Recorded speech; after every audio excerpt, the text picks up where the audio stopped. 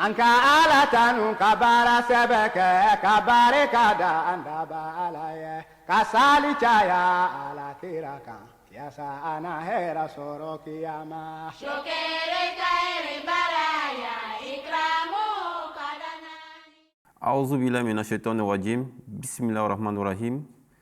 Fidèles téléspectateurs de la MTA francophone, assalamu alaikum wa rahmatullahi ta'ala wa barakatuh. Merci de nous prendre en marche pour un nouveau numéro de Ciel Nouveau. Aujourd'hui, nous vous parlerons de la corruption dans toutes ses facettes. La corruption est une véritable gangrène qui mine nos sociétés. Elle affecte toutes les couches sociales, les services publics et privés. Notre pays, la Côte d'Ivoire, occupe la 103e place au rang mondial selon Transparency International dans son rapport de 2018. Qu'est-ce que la corruption? Comment se manifeste-t-elle dans notre société? Que dit l'islam au sujet de la corruption? Quelles en sont les conséquences? La réponse à toutes ces questions, c'est tout à l'heure avec nos différents invités. Pour en débattre, nous avons autour de cette table le missionnaire Ouattara Aboudraman. Salam alaikum wa rahmatullah. Merci d'être venu, d'avoir accepté notre invitation. Merci. À côté de nous, nous avons Mourabi Abdesalam Touré. Salam alaikum wa rahmatullah. Wa alaikum salam wa rahmatullah. Merci d'être venu et d'avoir accepté l'invitation. Alors, la corruption est une véritable gangrène, vraiment qui mine nos sociétés. Elle a affecté toutes les couches sociales. Finalement, tout le monde vit les conséquences et subit aussi les conséquences. Quelle définition pourrait-on donner à la corruption, Mourabi Abdesalam Touré? A'udhu billahi minash shaitanir rajim. Bismillahir rahmanir rahim. La corruption, c'est l'action de détourner quelqu'un de son devoir pour l'engager à faire quelque chose contre son honneur. Voilà, moyennant finance. Voilà, malheureusement, elle s'étend aujourd'hui sur beaucoup de territoires, voilà, pas seulement religieuses. Elle aussi, on la retrouve dans la politique, on la retrouve dans le plan social, on la retrouve dans le plan culturel, on la retrouve dans la santé, on la retrouve dans l'éducation. Voilà, c'est quelque chose qui grandit dans notre société d'aujourd'hui. Elle devient même un peu incontrôlable. Voilà, on pense même qu'il n'y a même pas d'ONG qui est mise en place pour pouvoir contrôler cet aspect-là. Voilà, donc c'est vraiment un problème aujourd'hui qui est un peu à la base de beaucoup de problèmes dans notre société actuelle. Donc la corruption, c'est un peu ça, l'action de détourner, voilà, de détourner de la procédure normale. Voilà, on laisse la procédure normale et c'est un peu, on peut appeler ça un raccourci, voilà, un moyen d'avoir accès à quelque chose, mais en le faisant par un chemin qui n'est pas normal. Voilà. Par un chemin malsain. Malsain. D'accord. Comment la corruption se vit-elle aujourd'hui dans notre société? Comment elle se manifeste? Effectivement, elle se manifeste de plusieurs manières. Par exemple, lorsque nous allons dans le domaine de la santé, par exemple, nous avons par exemple des docteurs. Supposons que tu as un malade, tu vas à l'hôpital, le docteur ne va pas se précipiter pour pouvoir s'occuper de ce dernier, bien vrai que c'est son devoir. Voilà, parce qu'il veut que quoi? Toi, tu lui donnes un peu une somme. Et effectivement, si tu ne donnes pas cette somme-là, ton patient sera là, mais c'est toi qui es dans les besoins. Voilà, nous avons aussi, par exemple, les agents de la santé aujourd'hui qui sont aussi dans cette catégorie-là. Par exemple, les gens vont pour aller leur remettre l'argent pour payer les diplômes pour devenir des docteurs. Voilà, aussi, dans le domaine de l'éducation nationale, oui. Dans le domaine de l'éducation nationale aussi, nous avons ces mêmes problèmes-là. Les gens vont payer des diplômes pour devenir des instituteurs, voilà, pour devenir des professeurs. Voilà, nous avons aussi cela dans le domaine de l'éducation. Elle se répand sur beaucoup d'autres plateformes. Okay? Au niveau de l'éducation, on vient de le mentionner. Au niveau de la santé, on vient de le mentionner. Même dans le gouvernement, voilà, nous voyons qu'il n'y a pas tellement de sincérité. Voilà, parce que quelqu'un vient au pouvoir ou quelqu'un est dans une entreprise et tu verras que dans cette entreprise-là, ce sont ses proches parents, ses cousins, ses frères qui travaillent dans cette société-là. Voilà, nous voyons un peu que ceux qui méritent d'être quelque part n'ont pas accès à ces postes-là. Voilà, donc de façon générale, voilà, c'est de cette manière-là que la corruption gagne de l'ampleur dans notre société, sur tous les aspects, voilà, comme on vient de le dire.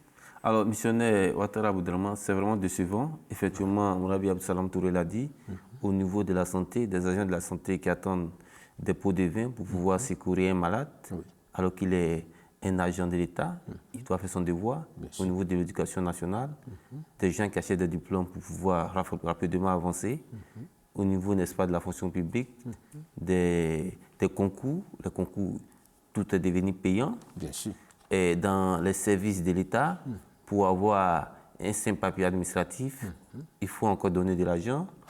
Au niveau des services publics, dans les entreprises privées, pour avoir un emploi, avec le DAF, il faut encore miser de l'argent.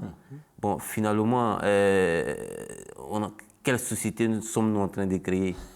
Alors, que dit le Saint-Coran à travers tout ce fléau? Alhamdulillah, merci le frère Kima pour cette belle question. Quand nous regardons ce que le frère Touré vient de dire, c'est une réalité. Comme on dit, ce n'est pas un mot de ventre, mais c'est un mot de yeux. Nous voyons partout dans nos activités. Et ce n'est pas un phénomène naturel, c'est un phénomène, je peux dire que mondial. Oui. C'est partout. Bon, vous l'avez dit, on va consulter le Saint-Coran. Qu'est-ce que le Saint-Coran va nous dire à ce propos? On va dans la sourate 2, verset 189. D'accord. Dans lequel Allah subhanahu wa ta'ala dit ceci. Wala ta'kulu amwalakum bainakum bil batili wa tudlu biha ila al-hukami liyakulu fariqam min amwalin nasi bil ithmi wa antum ta'lamun. La traduction est la suivante. Il dit: ne dévorez pas votre fortune entre vous en utilisant des moyens frauduleux. C'est bien précisé, des moyens frauduleux.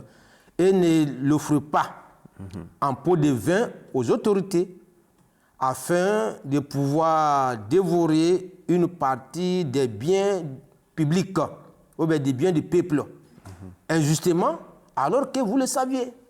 Vous voyez? Donc, ce sont les conditions. L'islam nous dit ces moyens-là, que ce soit le corrompu ou le corrupteur, l'islam dit il y a un danger qui vous guette. Faites beaucoup attention pour ne pas tomber dans ce trou-là.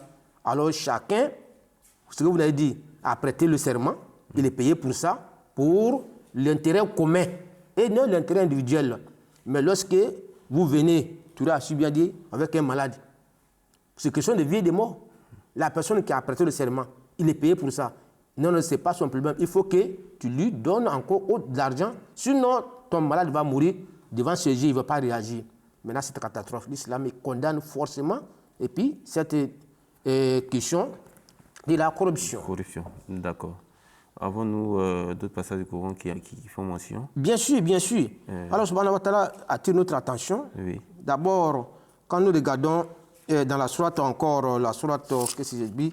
La sourate 4, oui. Verset 59. D'accord. Vous voyez? Alors, subhanahu wa ta'ala dit Inna allaha ya'murukum an tu'addul amanati ila ahliha wa idha hakamtum bayna an-nasi an tahkumu bil adl. Inna allaha ni'ma ya'izukum bi. Inna allaha kana sami'an basira. En vérité, Allah subhanahu wa ta'ala vous commande de céder les charges acquis des droits. Et quand vous jugez entre les hommes, jugez avec justice. Et assurément, c'est à quoi Allah subhanahu wa ta'ala vous exhorte est excellent. En vérité, Allah entend tout et voit tout. Vous voyez, ce sont ces différents versets qui nous mettent en garde. On dit de donner la responsabilité à qui des droits. Bon, ce que vous avez dit, on achète des diplômes par-ci, diplômes par-là, pour avoir accès à un poste. Quelle est cette personne-là? Quel est l'avenir de cette société-là? Il n'y a pas de mérite. La personne n'a aucun mérite, mais parce que, bon, il a un parent qui est bien placé, le parent le glisse quelque part. Il sait que son neveu, son fils, n'a pas de mérite. Mais puisque lui, le directeur, il profite de cette affaire frauduleuse-là pour glisser quelqu'un quelque part. Et ça détruit quoi? La société. Et s'il ne fait pas attention, à la longue, cette société qui est basée sur la corruption, finalement, la suite, c'est quoi? Voilà. On ne peut pas avoir l'équilibre dans cette société-là. D'accord. Moulabi Abdou-Salam Touré, pourquoi est-ce que les gens s'adonnent à cette pratique? Ne sont-ils pas obligés parfois, par exemple, quelqu'un qui est malade qui vient entre le corrompu et le corrupteur, est-ce que ce n'est pas parce qu'il est condamné, il est obligé parfois de le faire? Oui, effectivement. Alors, nous avons des personnes qui ils ont la capacité de travailler, mais ils sont dans le besoin. Voilà. Ils sont dans le besoin et où ils vont, le corrompu, au fait, veut qu'il lui remette quelque chose. Mais il a aussi envie de travailler. Mais qu'est-ce qu'il faut faire si c'est le seul chemin qui sauve à lui? Donc, il pense que c'est une bonne opportunité pour lui de le prendre. Mais l'islam n'encourage pas cela que parce que c'est la seule voie. L'islam nous donne des enseignements qui nous disent toujours qu'il faudrait suivre le droit chemin. Voilà, quelle que soit la difficulté, il faut toujours rester en ligne avec les enseignements du Saint-Coran. Il y a aussi d'autres qui ne sont pas forcément dans l'obligation de le faire, mais ils pensent que c'est ce qui va faciliter pour eux un accès à quoi que ce soit, à tout ce qu'ils veulent faire. Voilà, donc nous pensons que de façon générale, oui, c'est vrai, c'est souvent un besoin. Il y a aussi d'autres, c'est dû au fait qu'ils ont un problème financier. Voilà, ils n'ont pas de moyens pour pouvoir couvrir tous leurs besoins. Donc, ils pensent que cette corruption est un bon système pour eux de pouvoir se travailler de l'argent. Donc, ils utilisent cette opportunité-là pour pouvoir se remplir la poche. Mais dans tous les cas, que ce soit avec une intention positive ou négative, ce qui est mauvais reste mauvais. Voilà, donc ce n'est pas une option à prendre. Voilà, que ce soit le corrompu ou le corrupteur, je pense qu'à tous deux niveaux, il devrait y avoir une réformation au niveau de chacun, voilà, pour que nous puissions enlever ce phénomène-là. D'accord. Là, on a le corrupteur et le corrompu. Les deux posent des actes de corruption qui sont proscrits par l'islam. Alors, est-ce que, je posais la question à Abdou Salam Touré, est-ce que par moment, le corrupteur n'était pas obligé de le faire?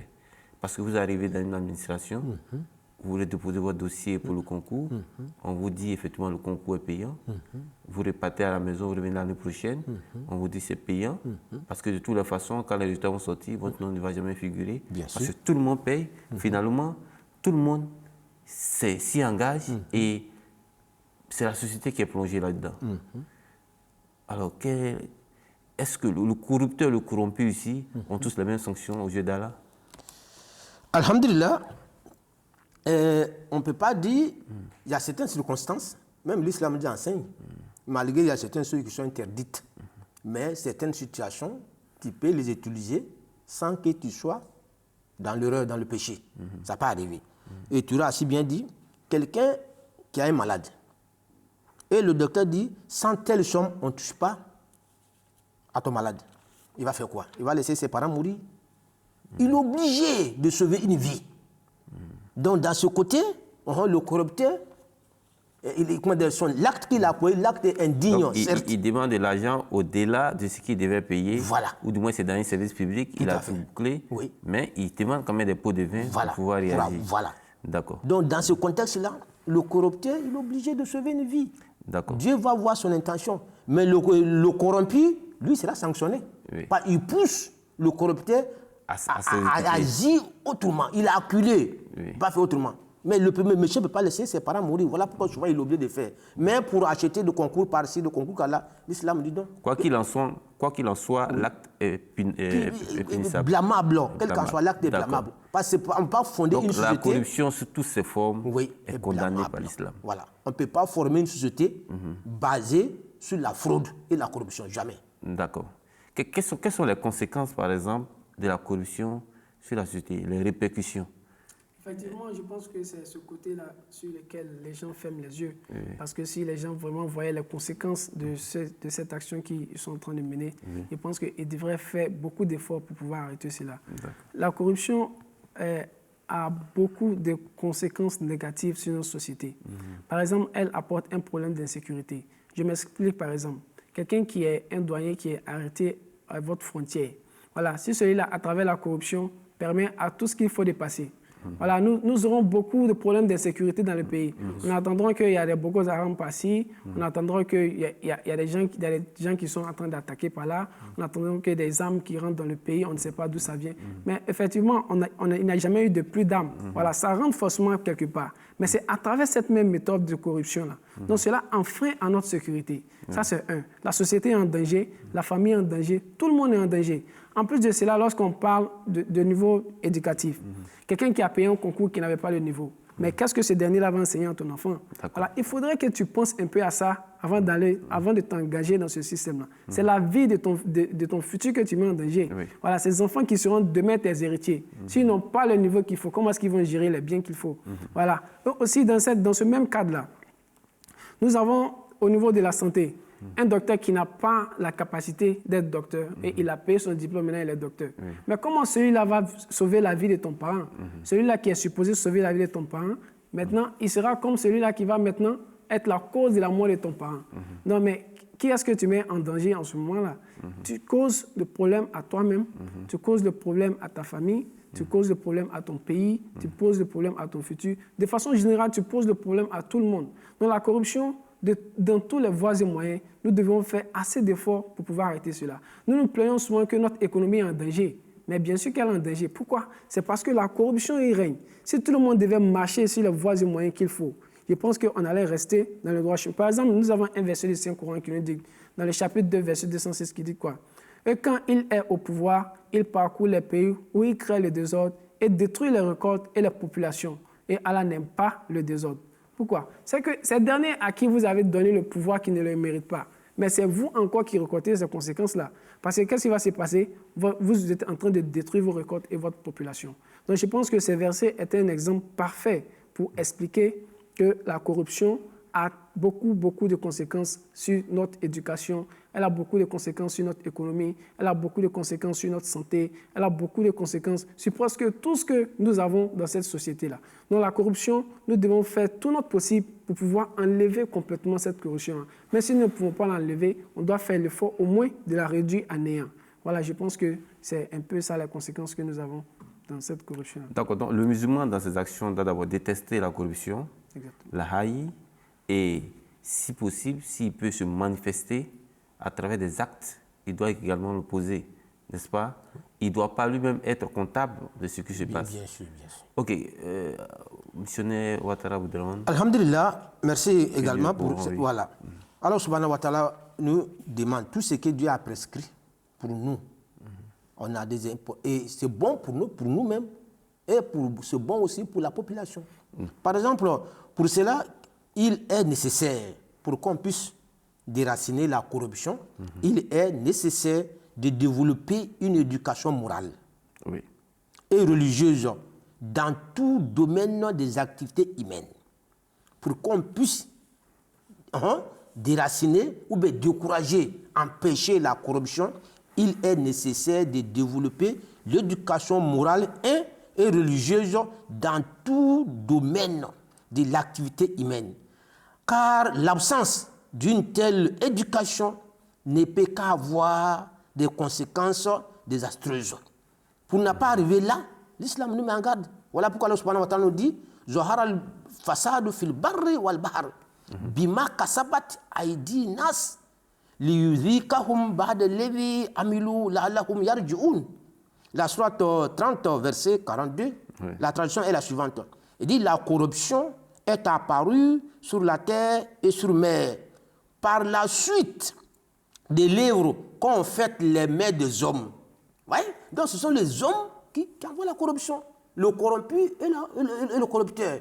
Donc l'acte qu'ils ont posé, c'est leurs mains. Dieu dit qu'afin qu'ils puissent leur faire goûter les fruits de certaines de leurs actions, les mauvaises actions que vous avez posées, le corrompu et le corrupteur, vous avez posé des actes négatifs. Ça va agir sur votre famille, sur la société, pourquoi pas dans le monde. Pour ne pas arriver là, Dieu nous met en garde. Donc, Allah subhanahu wa ta'ala dit, car il se peut que ces gens-là puissent se retourner avec Allah subhanahu wa ta'ala. Quand Dieu a défendu quelque chose, si vous ne le faites pas, alors Dieu va vous faire goûter le fruit de ce que vous avez posé, pour que vous puissiez retourner vers Allah subhanahu wa ta'ala, vers les enseignements islamiques. Voici ce que le Coran nous dit. D'accord, Mourabi Absalam Touré, nous sommes dans une société, n'est-ce pas, régie par un État. Quelle devait être l'attitude, n'est-ce pas, des dirigeants? Un musulman qui a un poste de responsabilité, quelle devait être son attitude? Effectivement, le saint prophète Mohammed sallallahu alayhi wa sallam nous dit dans un hadith que kullukum ra'in wa kullukum mas'ulun an ra'iyatihi, qui veut dire quoi? Tout un chacun qui est responsable, tous ceux qui sont responsables et qui ont des sujets sur eux, tu seras questionné en fonction du poste qui t'est donné. Okay? Si tu es responsable, tous ceux qui sont sous ta responsabilité, tu as cette responsabilité-là sur ta charge. Donc, toi, tu devrais te rassurer que tout marche sur des roulettes. Je pense que si à chaque niveau où nous avons des dirigeants, chacun essayait d'agir avec honnêteté, avec égalité, justice et équité, nous allons être capables d'éradiquer tous ces phénomènes-là. Nous avons un hadith, par exemple, qui dit que quoi? Le messager d'Allah dit, le dirigeant est gardien de ses sujets, eux, il est leur responsable. Le mari est gardien de sa famille et il est responsable de cette famille-là. La femme est gardienne des propriétés de son mari et elle est responsable de ses propriétés. Donc, de façon générale, il dit quoi? Vous êtes tous gardiens et responsables de tout ce qui est sous votre gouvernance. Voilà. Ça veut dire quoi? Si vous avez été élu ou vous avez été placé quelque part comme sujet, voilà, vous devez vous faire votre possible afin que tout puisse marcher avec équité et égalité. Voilà, afin que personne ne puisse être vexé par vos actions. Par exemple, nous avons aussi un hadith qui dit quoi?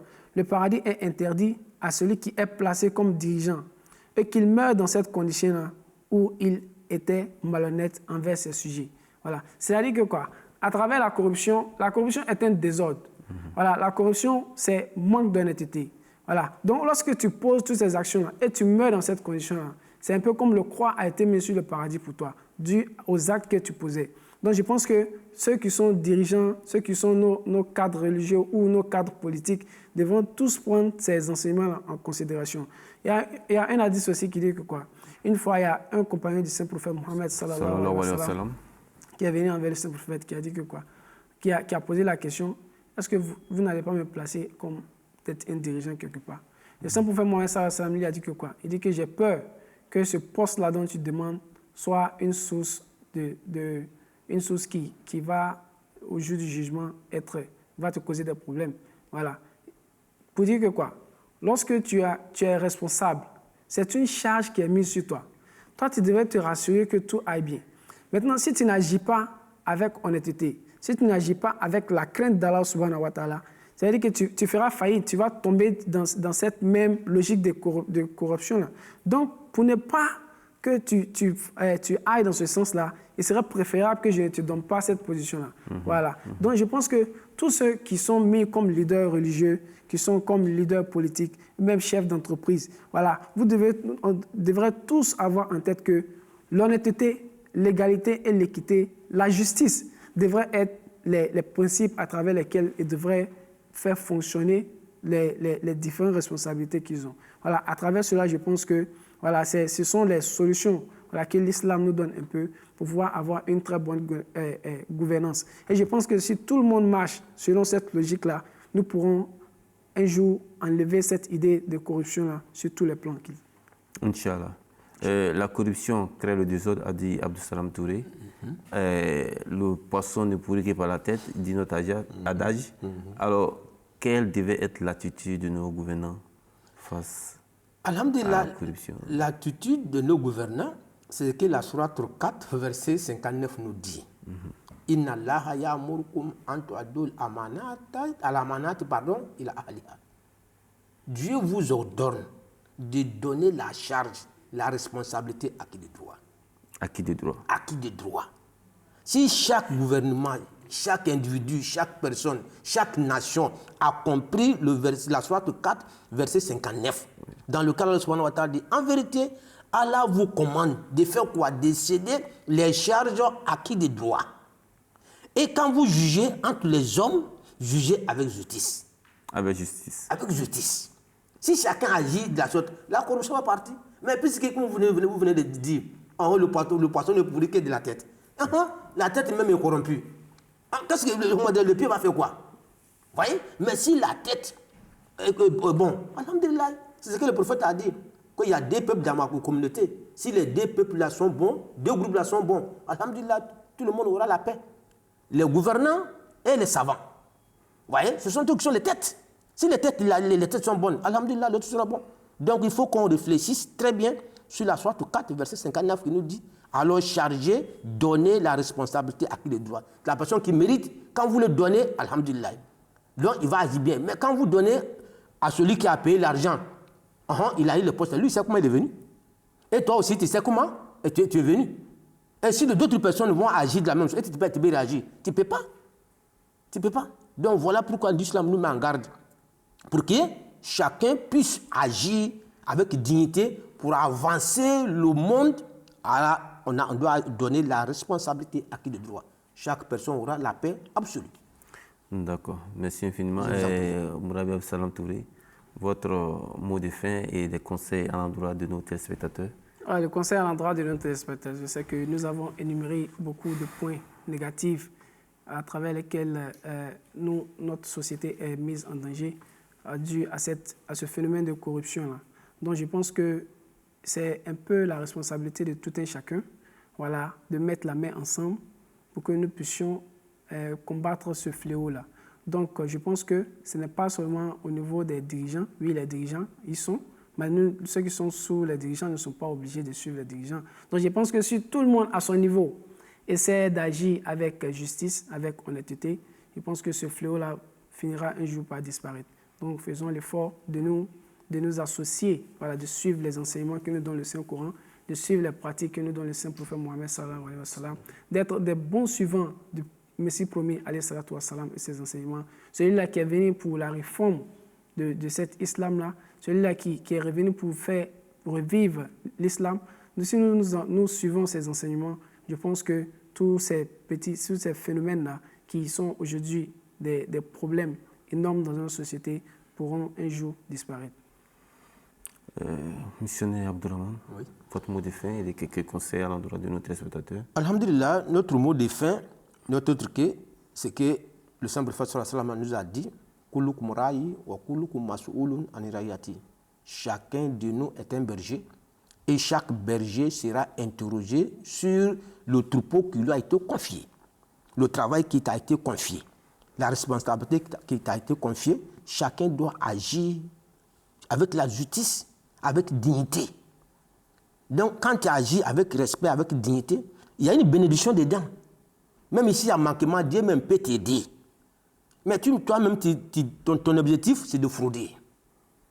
Alors, il n'y a pas de bénédiction, puisque tu as posé l'acte indigne.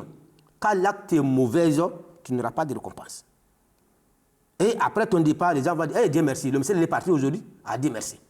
Il faut que partout où nous passons, en partant, que ce soit en quittant de ce bas monde ou bien en quittant ce poste, les gens regrettent. Le monsieur est déjà parti. Malheureusement. Mais lorsque toi, les gens disent Alhamdulillah, vraiment, ce n'est pas digne d'un être humain. D'accord. Merci infiniment pour tous ces éclairages.